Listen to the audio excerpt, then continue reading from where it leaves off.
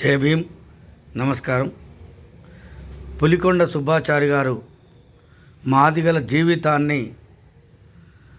పరిశోధించి ఉమ్మడి ఆంధ్రప్రదేశ్లోని వేల గ్రామాలని పర్యటించి 30 సంవత్సరాల పరిశోధన తర్వాత కొంత కల్పితంతో రాసినటువంటి ఈ నవల మాదిగ కొలుపు.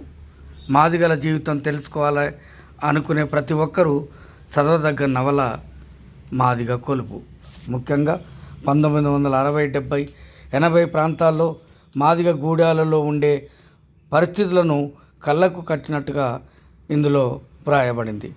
తోలు పరిశ్రమకు మాదిగలు చేయడానికి చేసిన సేవ, ముఖ్యంగా వారి ఇళ్లలో ఉండే లంద, దానిలోంచి వచ్చే దుర్గంధాన్ని కూడా వాళ్ళు ఎలా ఇష్టంగా భరించేదో ఈ నవలలో క్షుణ్ణంగా వివరించి రాయబడింది.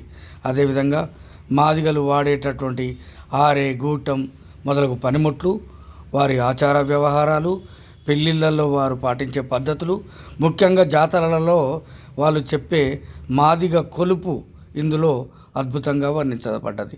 అదేవిధంగా మాదిగలు తమలో ఉన్న ఇతర ఉపకులాల పట్ల వ్యవహరించే తీరు కూడా ఇందులో ఉంది.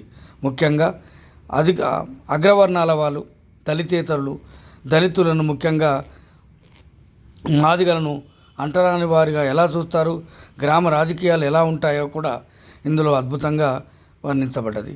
ఈ నవల ఆసక్తి ఉన్న ప్రతి ఒక్కరూ చదవదగ్గదే. నవల చివరిలో ఇది కొంత కల్పితమైన, కొంత వాస్తవం కూడా ఉంది.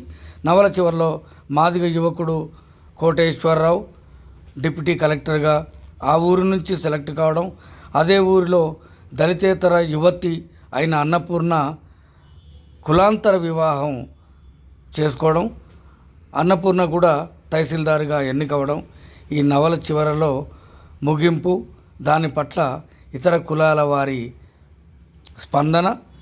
నిజంగా కొన్ని గ్రామాల్లో జరిగిన ఈ సంఘటనలు అద్భుతంగా చిత్రీకరించబడ్డాయి. ఆసక్తి ఉన్న ప్రతి ఒక్కరూ చదవదగ్గ నవల మాదిగ కొలుపు. అలెక్స్ హేలీ 1000 కిలోమీటర్లు ఖండాలు తిరిగి తమ తాత ముత్తాతల చరిత్ర 7 తరాలుగా ఎలా రాసుకున్నాడో పులికొండ సుబ్బాచారి గారు దళితేతరులు అయినప్పటికీ దళిత గ్రామాల్లో, దళిత ఇండ్లలో, ముఖ్యంగా మాదిగ ఇండ్లలో ఉన్నటువంటి వాస్తవ పరిస్థితులను, దుర్భరమైన పరిస్థితులను కళ్ళకు కట్టినట్టుగా రాసిన ఈ నవల ప్రతి ఒక్కరూ చదవదగ్గదే.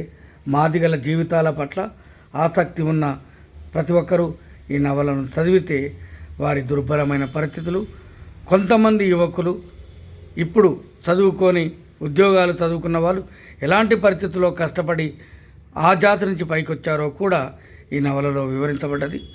ఆసక్తి ఉన్న ప్రతి ఒక్కరూ చదవదగ్గ మంచి నవల ఇది.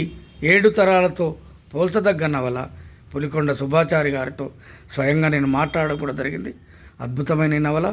ఆసక్తి ఉన్న అందరూ చదవవలసిందిగా ప్రార్థన.